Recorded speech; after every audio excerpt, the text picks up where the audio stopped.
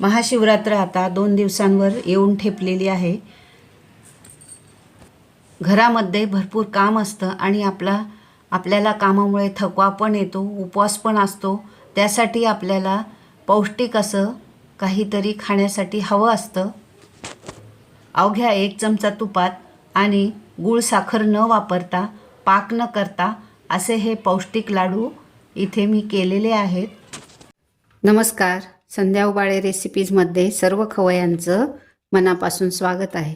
आज आपण बघणार आहोत महाशिवरात्रीनिमित्त शक्तिवर्धक पौष्टिक असे खजूर मखाना लाडू. चला तर मग करूयात रेसिपीला सुरुवात. कढई आपली गरम झालेली आहे.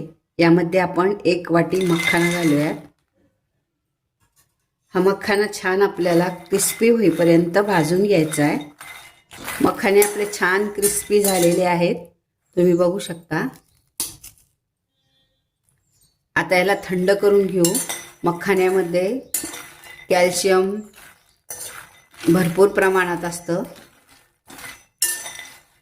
आता आपण हे काढून घेऊ आणि थंड करूयात.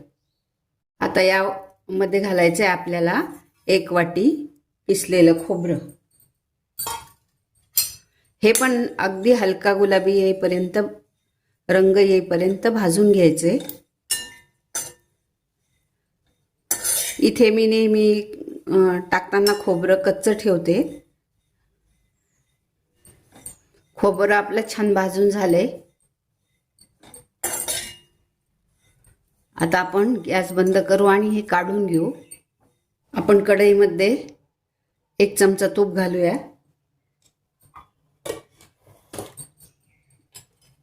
मध्ये मी ही अर्धा किलो खजूर घेतलेली आहे, स्वच्छ धुवून घेतली. आणि आता हिचं मॉइश्चर उडेपर्यंत याला भाजून घ्यायचंय, कारण आपले लाडू खराब होऊ नयेत जर पाण्याचा अंश खजूरमध्ये राहिला तर. खजूर आपली भाजून झालेली आहे. खजूर भाजली की नरम होते आणि खजूरमध्ये भरपूर प्रमाणात आयर्न असतं.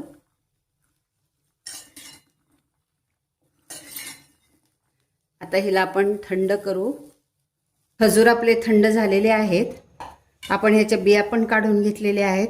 आता यामध्ये आपण अर्धी वाटी डिंक, बदाम अर्धी वाटी काजू, अर्धी वाटी शेंगदाणे आणि पाव वाटी अक्रोड घेतलेले आहेत. आता हे सगळं आपल्याला मिक्सरमधून बारीक वाटून घ्यायचं आहे. सर्वात पहिल्यांदा आपण हे मखाना मिक्सरच्या भांड्यात टाकूयात. ते आपण मखाना पावडर करून घेऊ.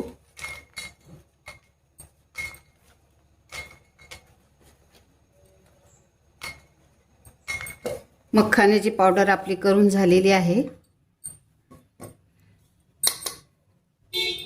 आता आपण हे सगळं मिक्सरमधून वाटून घेऊ.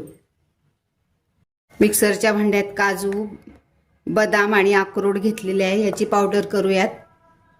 मिक्सरच्या भांड्यामध्ये खोबरं, खजूर आणि शेंगदाणे आपण वाटून घेऊ. इथे आपण ही डिंक पावडर पण टाकलेली आहे.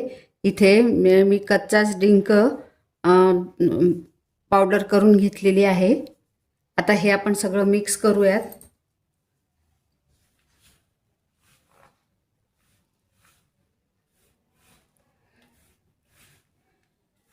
ज्यांना शुगर आहे त्यांच्यासाठी हे लाडू अतिशय हेल्दी आहेत. आपण आता हे सगळं मिक्स करून घेऊ. आपलं मिश्रण हे छान मिक्स झालेलं आहे. तुम्हाला जर हे कोरडं वाटत असेल तर तुम्ही हे आणखी बारीक करू शकता, म्हणजे हे मिळून येईल. पण मी इथे असं जाडच ठेवलेलं आहे आणि बारीक केलेले पुढे तुम्हाला व्हिडिओमध्ये दाखवते.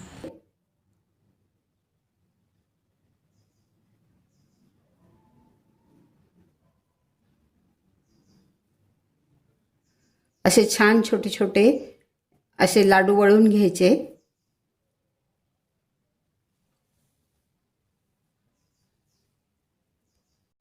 इथे आपला लाडू वळून झालेला आहे, तुम्ही बघू शकता. मस्त असा हा लाडू झालेला आहे. आता याप्रमाणे आपण सगळे लाडू वळून घेऊ. मी इथे काही जाड मिश्रणाचे लाडू वळले आणि काही मिश्रण हे बारीक करून घेतले. तुम्हाला जर जास्त ते मिश्रण जाड वाटत असेल तर तुम्ही हे असं बारीक करू शकता. असं आणि मग लाडू वळू शकता. आपले हे शक्तिवर्धक पौष्टिक असे लाडू हे वळून झालेले आहेत. तुम्ही बघू शकता मस्त असे लाडू झालेले आहे. लाडूची रेसिपी जर आवडली असेल तर कमेंट आणि चॅनल सबस्क्राईब करायला विसरू नका. व्हिडिओ थोडा जरी आवडला असेल तर जाता जाता प्लीज एक लाईक करा आणि व्हिडिओ जास्तीत जास्त शेअर करा. व्हिडिओ पाहिल्याबद्दल धन्यवाद.